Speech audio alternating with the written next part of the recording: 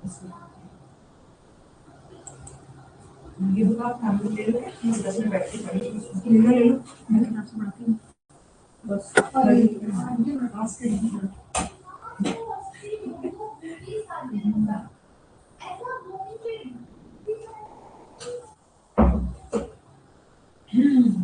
Good evening to all.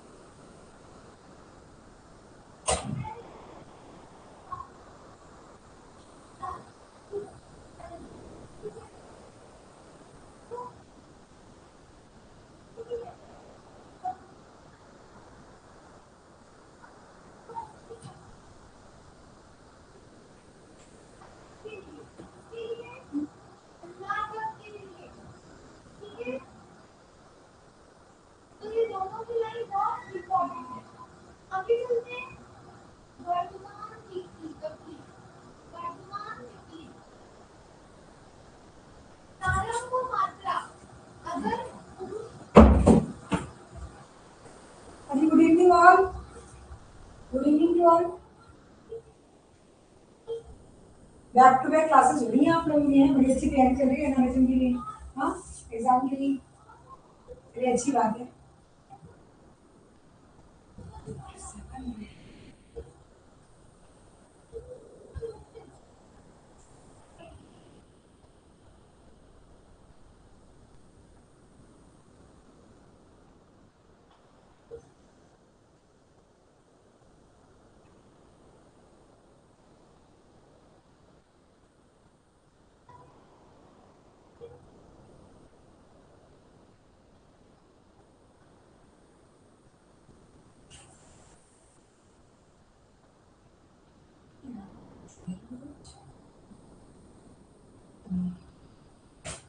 Okay, आ गए सब लोग?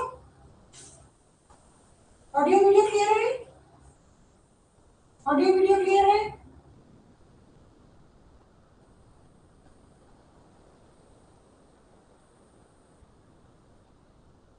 क्लास स्टार्ट करते हैं आज की। समय की बहुत कमी है हमारे पास।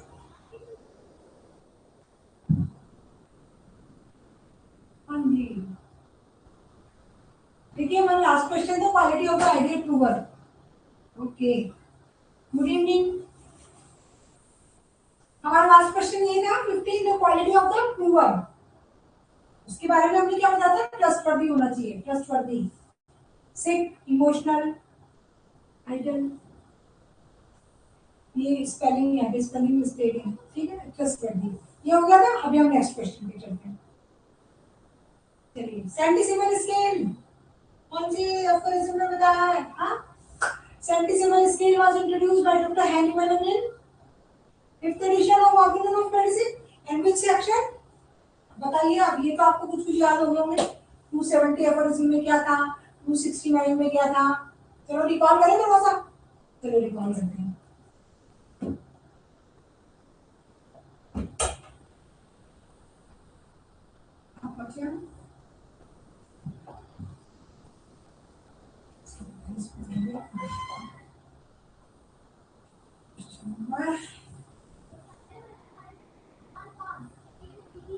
आप लोग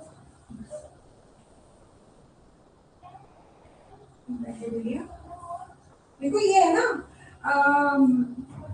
पोसोलॉजी वाले जो एफोरिज्म्स है ना, वो बार बार रिपीट हो रहे हैं। हाँ, 270।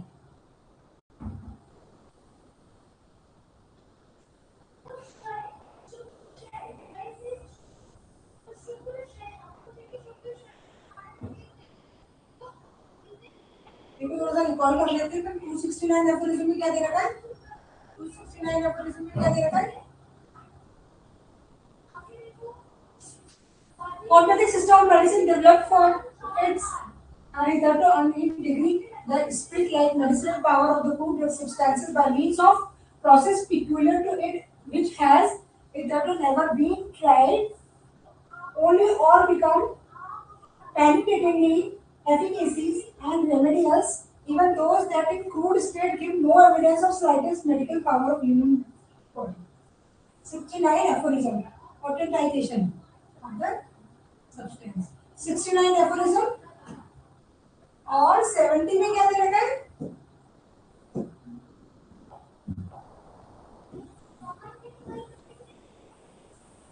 70 में दे रखा है dynamisation, dynamisation of the सेंटिसिमल scale, ठीक है। और 71 में क्या दे रखा है?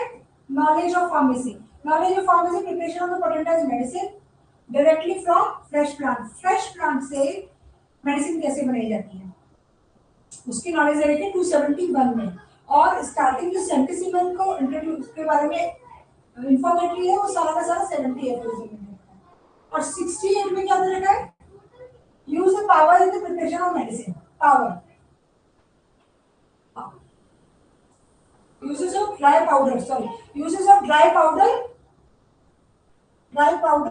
in the medicine preparation, ठीक है। तो हमें मेन याद रखना है कि डायनामाइजेशन सेंटिसिमल स्केल के अंदर 270 एफोरिज्म में बताया है और 71 में क्या बताया है? Preparation of the medicine directly from fresh plant, directly from fresh plant, ठीक है।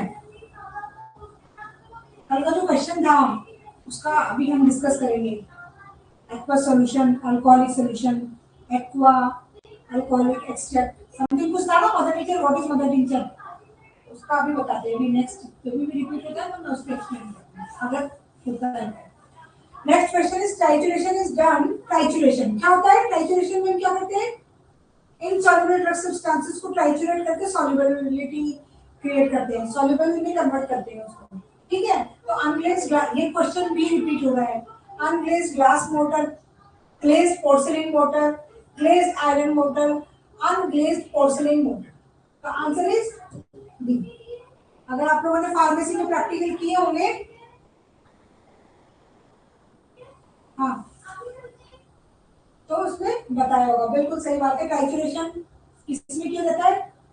7, 8 और 9, 3 7, 8, 9, 1 2 3 4 5 6 7 8 9, 3, ठीक है। चलिए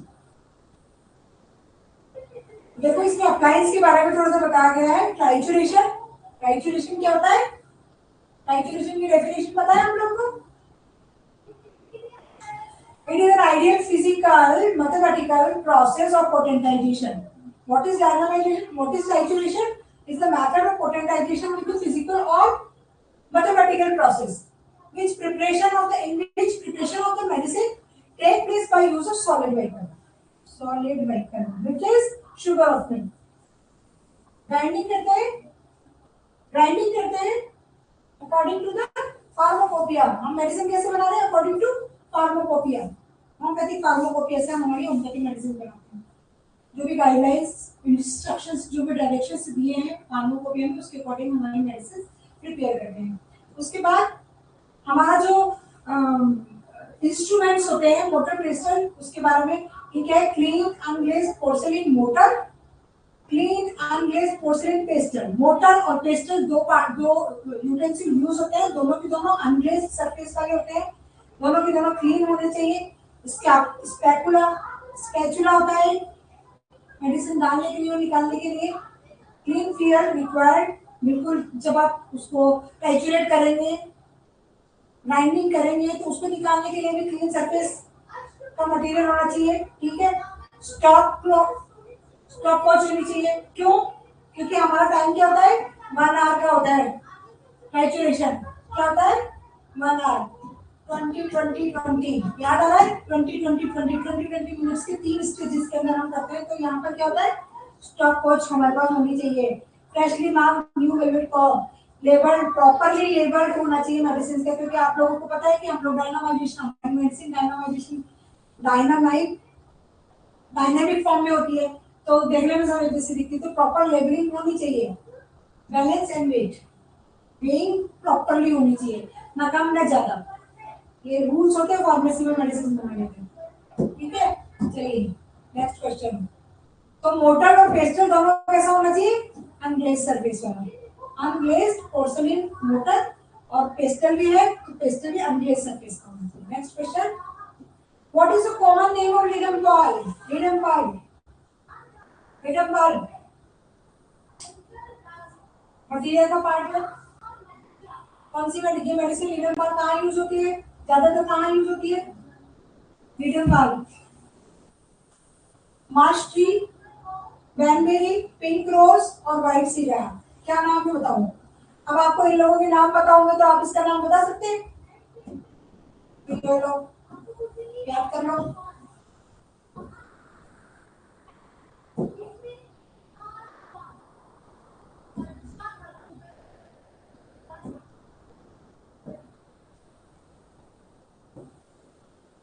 ये लो, चारों याद कर लो। क्या है? बैनबेरी, एक्टिया स्पाइकेटा। कॉमन नेम किसका है? एक्टिया स्पाइकेटा का कॉमन नेम क्या है? बैनबेरी। पिंक रोज, पिंक रोज, फिर है क्रिसमस रोज, ये है हेलिबोरस नाइगर। हेलिबोरस नाइगर का कॉमन नेम है Christmas rose. Christmas rose is the common name of helleborus. Spigelia का कॉमन नेम है पिंक रूट। स्पाइजिलिया क्या होती है? Pink root. इसकी जो जड़ें होती है उससे इसकी मेडिसिन बनती है और ये हेडेक के लिए बहुत अच्छे रेमेडी है। लेफ्ट साइडेड है स्पाइजिलिया। और चूजा व्हाइट सीडा, व्हाइट सीडा। ये कॉमन नेम है, ये याद करिए। मटीरियल की पॉइंट ऑफ व्यू से भी क्वेश्चन पूछे जा सकते हैं और पूछे जाते हैं। कॉमन नेम बहुत बार पूछते हैं, फैमिली बिलोंग टू, ये भी बहुत बार पूछते हैं। तो हर मेडिसिन के आप लोगों को याद होने चाहिए एटलीस्ट। जो आप पॉलीक्रेस्ट या कॉमन की मेडिसिन एलन स्किनोड की जितनी भी है ना, आपने एलन स्किनोड में पढ़ी 70 और 75 जो भी मेडिसिन है उन सबके आपको कॉमन नेम पता होने चाहिए। ठीक है, तो हमें पता चला चूजा को बोलते हैं व्हाइट सीडा, स्पाइजिलिया है पिंक रूट, हेलिबोरस है क्रिसमस रोज और लास्ट है बैनबेरी एक्टिया स्पाइकेटा और मार्श ट्री है लीडम पाम। लीडम पाम है मार्श ट्री, मार्श ट्री। कौन सा है इसका? Marsh tree. ठीक है, बैनबेरी Actaea स्पाइकेटा, pink rose स्पाइजिलिया, white SIDA चूजा। याद होगा कॉमन नेम? बार बार रिपीट करोगे ना तो ये कॉमन नेम भी याद हो जाएंगे। डिफिकल्ट थोड़ा सा बार बार मेहनत मांगता है रखने वाला प्रोसेस, डिफिकल्ट कुछ भी नहीं है। Mezereum blood is prepared from. Mezereum कैसे बनती है? What is mezereum? Major sarcode. क्या है मेसेरियम? कैसे बनता है? ये देखो मेसेरियम कैसे बनता है, कौन से किंगडम से आता है? एनिमल से आता है, वेजिटेबल से आता है, मोजोर है, सार्कोड है। मेसेरियम क्या है? मेसेरियम, मेसेरियम सिनोनिम मेसेरॉन, फैमिली है हाइमेलेसिया और यूरोप में मिलती है। इसकी बार्क यूज की जाती है। इसकी बार्क मेसेरियम की है। इससे बन रहा है ये बार्क ऑफ द प्लांट। इससे बन रहा है bark of the plant mezereum. Eczema में बहुत अच्छी रिजल्ट है इसके मेसेरियम। ठीक है, the bark of the plant. Generally हम क्या करते हैं, मेसेरियम के डिस्चार्जेस होते हैं ना तो याद रहता है कि नोडोर सार्कोड होगा। नहीं, याद रखो मेसेरियम प्लांट किंगडम में आती है और बार्क यूज किया जाता है। मेसेरियम प्लांट किंगडम में आती है और इसके बार्क से मेडिसिन प्रिपेयर की जाती है। क्लियर? चलिए next question, strong alcohol content. फिर से आ गया वही क्वेश्चन, फिर से रिपीट हो रहा है। स्ट्रॉन्ग अल्कोहल ये आया था पार्ट 1 में फार्मेसी में, 94.9% volume of ethyl alcohol. Strong alcohol क्या होता है हमारे यहाँ? Ethyl alcohol. हम लोग कौन सा अल्कोहल यूज करते हैं? Ethyl alcohol. और इथाइल अल्कोहल का वॉल्यूम कितना है? 94.9, अप्रोक्सीमेट 95%। याद रहेगा? चलिए ठीक है। प्रिपरेशन ऑफ स्ट्रॉन्ग अल्कोहल, ये देखो कैसे बनता है स्ट्रॉन्ग अल्कोहल, कैसे बनता है। अभी देखो आप इस कॉम्बिनेशन को देखो, 94.9% is the pure ethyl alcohol. Pure ethyl alcohol C2H5OH, C2H5OH और इसमें रिमेनिंग पार्ट क्या मिल रहा है, प्योरीफाइड वाटर। क्या मिल रहा है, प्योरीफाइड वाटर 5.1%। ठीक है। स्ट्रॉन्ग एल्कोहल, हमारा स्ट्रॉन्ग एल्कोहल क्या होता है, प्योर एल्कोहल नहीं होता है। इसमें 94 पर समझिए आप लोग, हमारे जो मेडिसिन हम लोग एल्कोहल यूज करते हैं उसमें 94.9% इज दी इथाइल अल्कोहल और 5.1% is water, purified water. Purified water तब जाकर के क्या बन रहा है, ये हमारा स्ट्रॉन्ग एल्कोहल बन रहा है। याद रहेगा 94.5% स्ट्रॉन्ग इथाइल अल्कोहल और 5.1% डिस्टिल्ड वाटर। उसके बाद है deionization process is used for the purification of, इस चीज का प्यूरिफिकेशन किया जा रहा है डीआयोनाइजेशन से। स्ट्रॉन्ग अल्कोहल का, डिस्टिल्ड वाटर का, ऑलिव ऑयल का या ग्लिसरीन का, हम किस चीज का प्यूरिफिकेशन कर रहे हैं, डिस्टिल्ड वाटर का। Deionization process is used for the purification of water, distilled water, purification of water. By this process, water is free from acid, alkalis, solid and minerals. ठीक है, प्योरिफिकेशन किसका हो रहा है, डिस्टिल्ड वाटर का हो रहा है। उसमें से हम क्या क्या निकाल रहे हैं, हम acidic, basic, alkaline, minerals, solid, उन सबको डीआयोनाइज करते हैं। ठीक है, चलिए तो याद रहेगा, deionization process is used for the purification of distilled water. Distilled water. Which of the next question is, which of the following is not a source of glycosides? Glycosides. पढ़े कुछ कुछ केमिस्ट्री ऐसा लग रहा है ना, केमिस्ट्री पढ़ रहे हैं हम लोग, बार बार कभी अल्कोहल आ रहे हैं, कभी डिस्टिल्ड वाटर आ रहे हैं, कभी ग्लाइकोसाइड्स आ रहे हैं। Glycosides. The term glycoside is applied only for the glycosides where the sugar component is glucose. Glycosides में component क्या है, glucose. Sugar component is glucose. अब देखो, the name of the all glycosides end in N. For example, M. Adenine, agaricin, alanine, arbutin, cholecystine, digitaline, फ्लोरिडिन, सेपोनियम। ठीक है, ये इनकी common name source है। ये सारे के सारे जिसमें क्या यूज हो रहा है इनकी स्पेलिंग में, ये देखो आप क्या बोल रहे हैं, एडोनिडिन, एगेरिसिन, एलोनिन, आर्ब्यूटिन, कोलोसिंथिन, डिजिटेलिन, फ्लोरिडिन, सेफोनिनम। ठीक है, अब यहाँ इनके मेडिसिन के नाम है। ठीक है, तो इन्होंने बोला है question is that which of the following is not source of glycoside.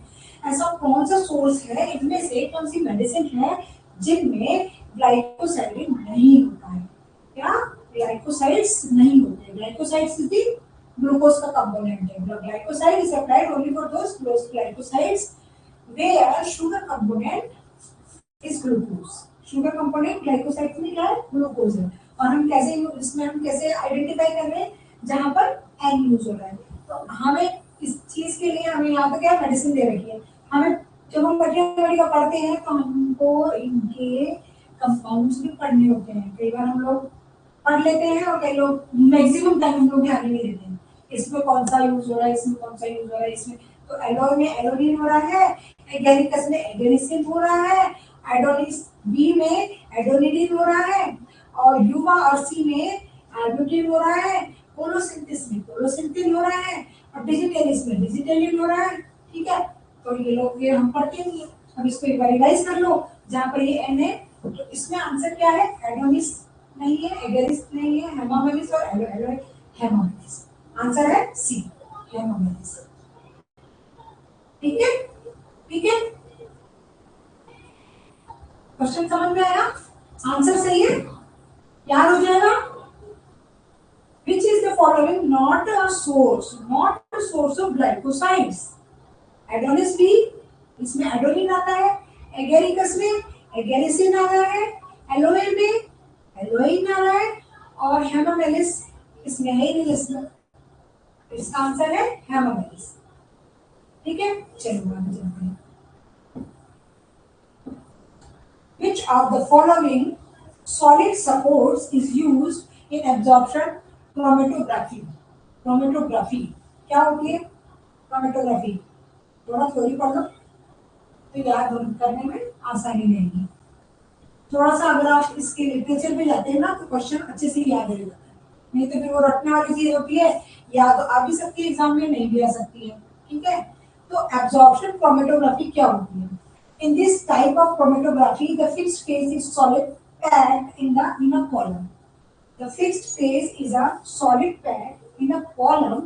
The constituents of the mixture get absorbed in different parts along the length of the column depending on their absorption behavior.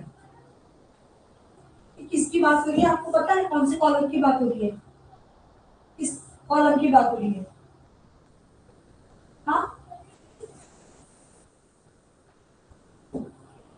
chromatography, absorption of chromatography. In this type of chromatography, इसमें क्या होता है? Fixed phase होती है. It is a solid packed in column. The fixed phase is a solid packed column. Constitutes the mixture. ये जो column होते हैं उसमें क्या होता है? Mixture होता है. Absorption different are along with the length of the column depending on their absorption behavior. Column में जो absorption behavior है उसके base पे depending हो रहा है कि different different amount absorb हो रहा है, absorb in different part along the length of the column. ठीक है, absorption behavior term. The absorbed component are eluted, washed down by passing suitable solvent called fluent through the column. Absorbent को क्या करते हैं? आप passes through कर रहे हैं, wash down कर रहे हैं fluently column के through. तो solid support used absorption chromatography include charcoal. ठीक है, chromatography यहाँ पर क्या हो रहा है? हम क्या कर रहे हैं? एब्जॉर्प्शन करवा रहे हैं और उसका डाउनफॉल करवा रहे हैं, वॉश डाउन करा रहे हैं, और वो wash down like a filtration process किसके थ्रू हो रहा है? देखो ये हो रहा है charcoal, alumina, silica gel etcetera. तो solid support used in absorption chromatography include, absorption किसके थ्रू हो रहा है? चारकोल के थ्रू, एल्यूमिना के थ्रू, सिलिका जेल के थ्रू. ठीक है, usually the particle support material, it should be small as so as to allow faster equilibrium and minimum diffusion effect. So should not be so small that impeded the flow of solvent. तो इन्होंने पूछा है which of the following, आपको समझ में आया चीज क्या है? क्रोमेटोग्राफी के बारे में पूछ रहा है. Which of the following solid support, इनमें से ऐसा कौन सा solid support है जो कि used हो रहा है? Support is used in the absorption of chromatography. अभी मैंने 3 नाम बताए थे, चारकोल और क्या था? सिलिका जेल और alumina. All of the above. अब याद रहेगा? ये चारों नाम याद कराने के लिए मैंने आपको ये पैराग्राफ रीड आउट कराया. ठीक है, अब क्वेश्चन वापस से सुन लीजिए. क्रोमेटोग्राफी के लिए सॉलिड सपोर्ट, कौन से सॉलिड सपोर्ट की जरूरत होती है? तो क्रोमेटोग्राफी में एब्जॉर्प्शन के लिए तो 3 चीजें बताइए. जेल है, सिलिका जेल है, एल्यूमिना है और चारकोल है. ये तीनों के तीनों सपोर्ट के लिए जरूरी है. ठीक है, याद रहेगा? याद रहेगा?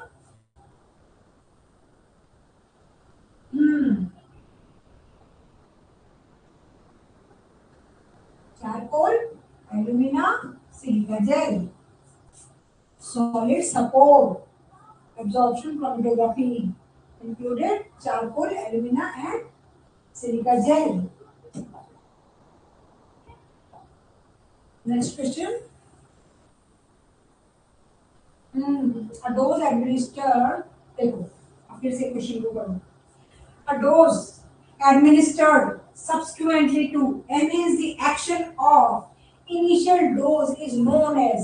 कोई एक दवाई पेशेंट को दे रखी है, कोई जो भी डोज दे रखी है,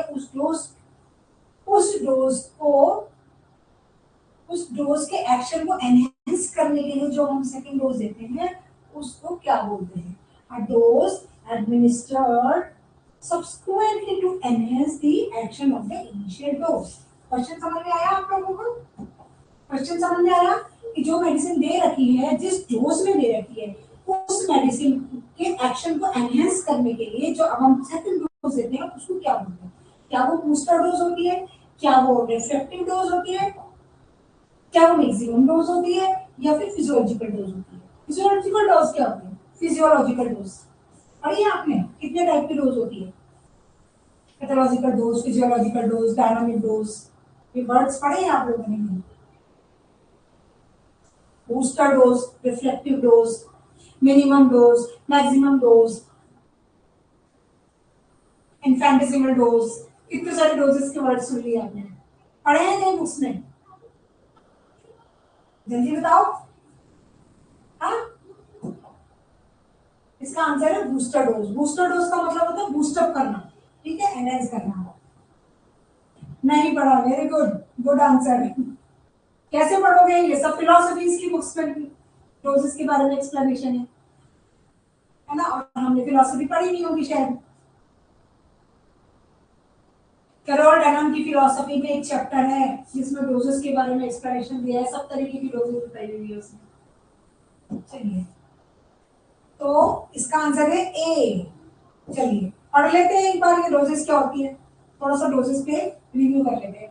booster dose is the administration, dose is administered subsequently to enhance the action of the initial dose. Initial dose के एक्शन को एनहेंस करने के लिए जो भी डोज सब्सिक्वेंटली दी जाती है उसको बोलते हैं बूस्टर डोज।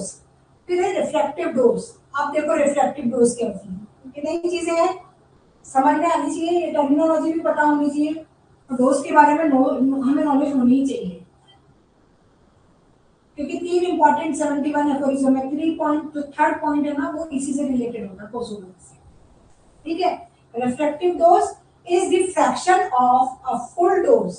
एक फुल डोज का फ्रैक्शन है, पार्ट है, is to be taken short interval, also known as fractional और डिवाइडेड डोज। यानी कि जैसे आप एलोपैथी में देते हैं ना, एक गोली के 4 हिस्से कर लो, एक गोली के 2 हिस्से कर लो, आधी गोली आधी गोली, फ्रैक्शन, ठीक है। फ्रैक्शन,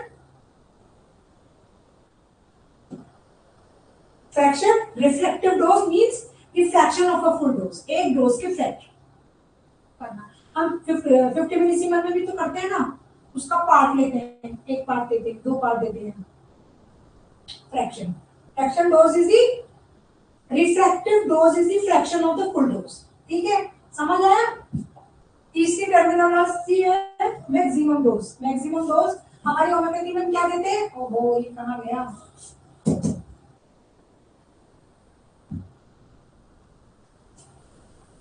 होम्योपैथी में क्या देते हैं हम? मिनिमम डोज देते हैं, मैक्सिमम डोज देते हैं। मिनिमम डोज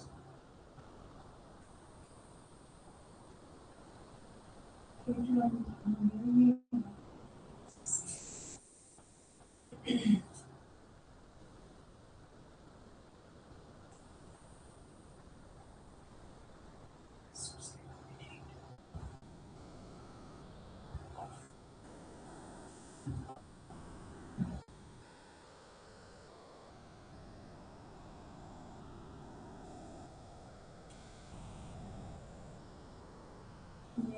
मैक्सिमम करते हैं।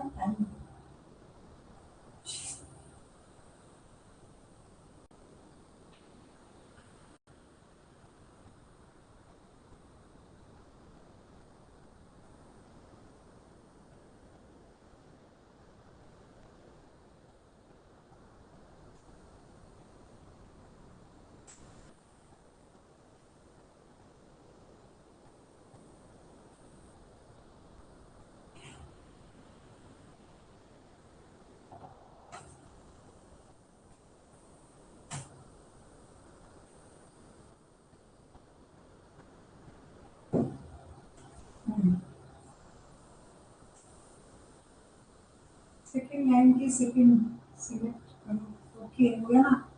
तो रह जाता है। चलिए, maximum dose It is that amount of a medicine dose, the smallest possible quantity, maximum dose, smallest possible quantity that can produce a gentle remedial effect. Smallest amount जो कि अपना इफेक्ट प्रोड्यूस कर सकती है. Least possible excitation of the vital force is the sufficient effect of the necessary change. Aphorism number 246 देखो आप. Maximum dose. Maximum dose का मतलब क्या कह रहा है कि ये वो दवाई होनी चाहिए जब आप प्रूविंग करते हैं या फिर आप सिक को, जब पेशेंट है ना कि प्रूविंग के दौरान यूज होती है मैक्सिमम डोज. क्या ये वो मिनिमम क्वांटिटी, मिनिमम डोज होती है जो कि प्रूवर को जब हम देते हैं तो आप उसके अंदर अपने सिम्टम्स को वो प्रोड्यूस कर पाए बाय द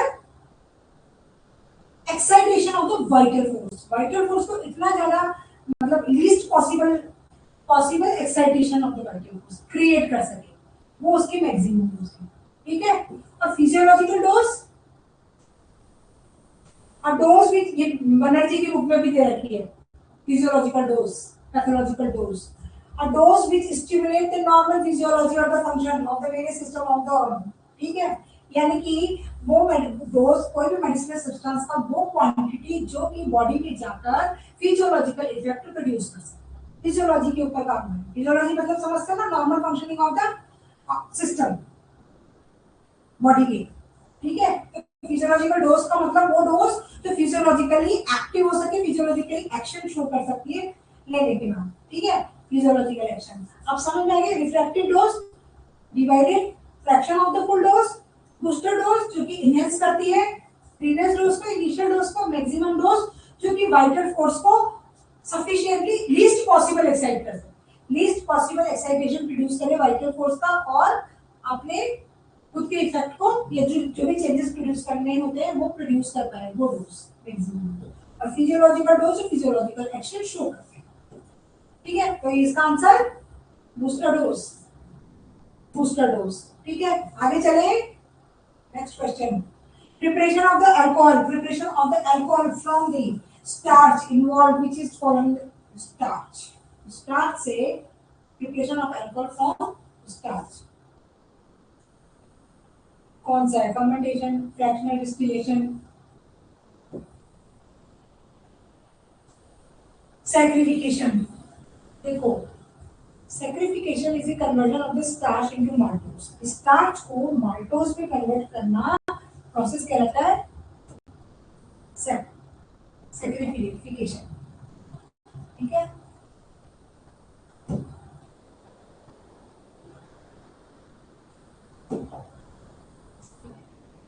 क्या है? स्टार्च को माल्टोज में कन्वर्ट करना. स्टार्च को माल्टोज में कन्वर्ट करना. फर्मेंटेशन में क्या होता है? फर्मेंटेशन में saccharification of the starch to maltose followed by the alcoholic fermentation leading to produce ethyl alcohol. Production of ethyl alcohol. Ethyl alcohol fermentation में क्या होता है? अल्कोहल बनने लग जाता है. Ethyl alcohol. कौन सा अल्कोहल? Ethyl alcohol. फर्मेंटेशन में क्या होता है? सुक्रेज स्टार्च से माल्टोज बन रहा है. सैक्रिफिकेशन. ठीक है. उसके बाद क्या हो रहा है? उसमें अल्कोहल बन रहा है फर्मेंटेशन से. तो ये भी ठीक है. नेक्स्ट क्वेश्चन है फ्रैक्शनल डिस्टिलेशन. फ्रैक्शनल डिस्टिलेशन क्या होता है? Fractional distillation. फ्रैक्शनल डिस्टिलेशन क्या होता है? Fermented liquor is known as wash. Fermented liquor is known as wash. जिसमें क्या होता है? 6 से 12% अल्कोहल होता है. किसमें होता है? फ्रैक्शनल डिस्टिलेशन जो होता है जब भी कोई लिक्विड का फर्मेंटेशन हुआ है. स्टार्च माल्टोज, माल्टोज से फर्मेंटेशन हुआ. फर्मेंटेशन होने के बाद जो हमारे पास प्रोडक्ट आया उसको क्या बोलते हैं? वॉश. इस वॉश में 6 से 12% क्या है? अल्कोहल है. ठीक है. तो वॉश नो वंडर वो फ्रैक्शनल डिस्टिलेशन. फ्रैक्शनल यानी कि टुकड़ों में उसका डिस्टिलेशन किया गया. ठीक है. In Coffey's still which is a special type of fractional column. Column आया था ना अभी एब्जॉर्प्शन ऑफ कॉलम ऊपर वाले क्वेश्चंस में. ठीक है. Here the vapor of almost pure alcohol they are need to consider from the head of the fractional column. So distillate contain approximate very clearly question की डिस्टिल वाटर आया था ना अभी हमारे पास. अल्कोहल वाला क्वेश्चन जिसमें 90 distillate contain approximately 92.4% of ethyl alcohol.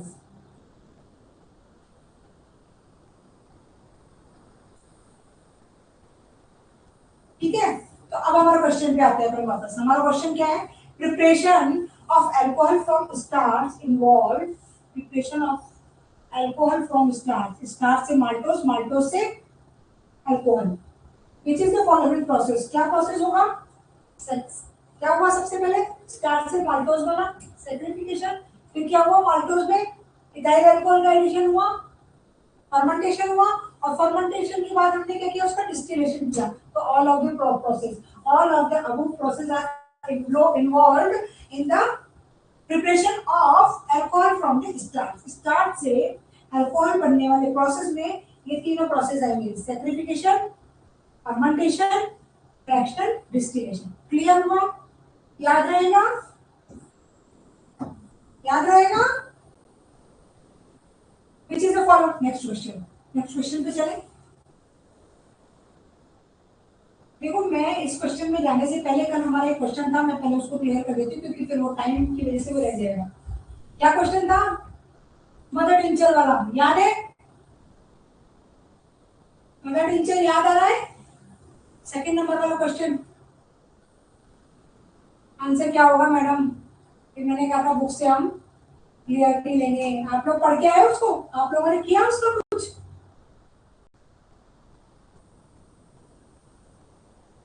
ये question था सेकंड नंबर का था।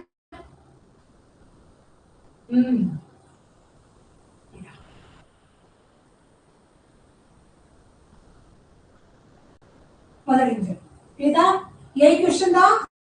एक्वेटिक सॉल्यूट अल्कोहलिक, हाँ। मदर टिंचर इज क्या है? मदर टिंचर, देखो मदर टिंचर कैसे बनता है आपको पता है? मदर टिंचर किस कौन सी उसमें क्लास में बना था? Mother tincture, mother powder, mother solution, first second third और फोर्थ क्लास में बनना था मदर टिंचर। ये चीज समझ आई? अब हम वो क्या कर रहे थे? First second third fourth class के अंदर जो भी हम मेडिसिनल पार्ट्स ले रहे थे वो क्या थे? वो क्या थे? Juicy plants.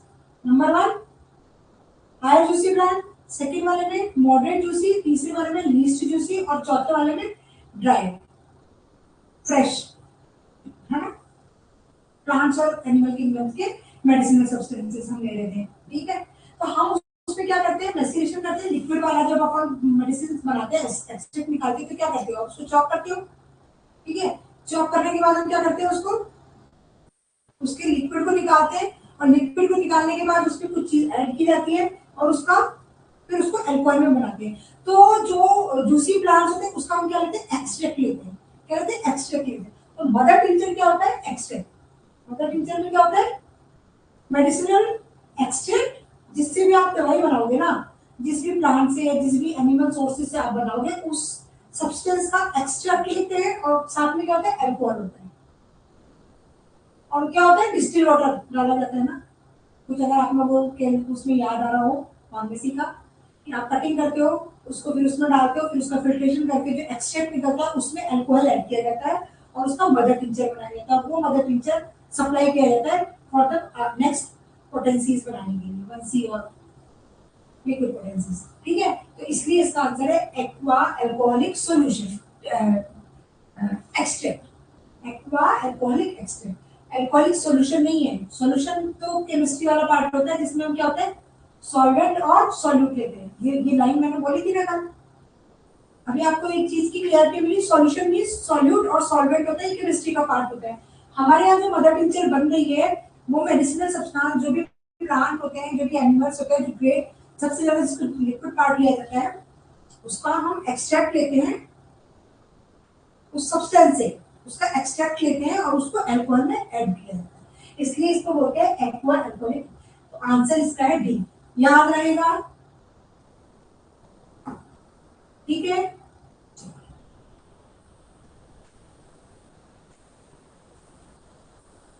अपना नेक्स्ट क्वेश्चन क्या है? आप लोग क्वेश्चन नहीं पूछते हो? कोई चीज की क्वेरी नहीं आती आप लोगों को, या सब कुछ याद हो रहा है, सब कुछ सही है, कुछ भी गलत नहीं है। हाँ, ऑर्गेनम सबको याद होगी, फार्मेसी सबको याद होगी, वेरी गुड।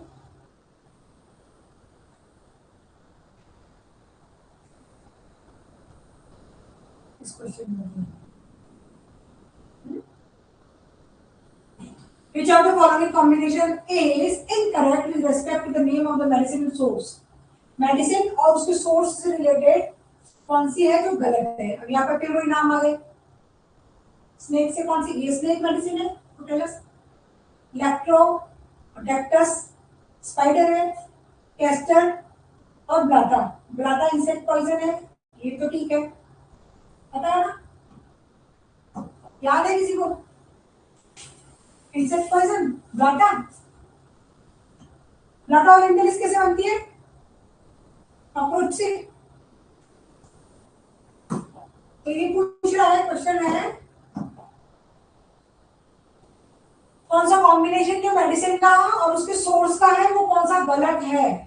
तो देखो, Latrodectus spider black widow spider, black widow spider, lacto spider है, Latrodectus black widow spider, spider से बनती है। फिर है प्रोटेलस ओराइडस, स्नेक से बनती है, ठीक है। रेटल स्नेक, कौन सा स्नेक? रेटल स्नेक। आपको स्नेक रेमेडी के बारे में भी पता होना चाहिए, जैसे कौन सा स्नेक है, प्रोटेलस ओराइडस कौन से स्नेक से बनती है, रेटल स्नेक। स्नेक वाले में जो 4 ऑप्शन होते हैं वो चारों मेडिसिन नाम याद कर लेना, आप लोग पूछ सकते हैं। कैस्टर इक्वाई, ये क्या है? Thumb of the, thumbnail of the horse, घोड़े के जो नेल्स है, थंबनेल, रूडिमेंट्री थंबनेल, उससे ये मेडिसिन बनती है कैस्टर इक्वाई, ठीक है, तो ये भी ठीक है। थंबनेल। चौथा है ब्लाटा ओरिएंटलिस, ये किससे बनता है? इंडियन कॉकरोच से बनता है, तो ये इंसेक्ट पॉइजन, जो कि गलत है, आंसर हो गया ये। Which of the following of the source of the homeopathic pharmacology, ये भी रिपीट हो रहा है। हाँ, ये रिपीट हो गया। Organon of medicine, materia medica pura और क्रोनिक डिजीजेस, दिस और 2-3 उसके नाम बताए गए थे, ठीक है। Materia medica pura, organon of medicine, chronic disease और ये सारे के सारे क्या है? Source of the homoeopathic pharmacopoeia, homoeopathic pharmacopoeia के सोर्सेज है। तो आंसर हो गया इसका ऑल ऑफ द अबव, ठीक है। तो आज की क्लास हम यही समाप्त करते हैं, कल इसके आगे से 29 क्वेश्चन से चालू करते हैं, शुरू में कुछ नहीं, ठीक है, ठीक है। आज की क्लास हम यही क्लोज करते हैं। किसी को कुछ पूछ रहा हो तो आप मैसेज करा करिए, ताकि हम उसको अगली क्लास में क्लियर करें, क्लियरिटी दें, ठीक है। चलिए, all the best, okay, thank you to all, good evening to all.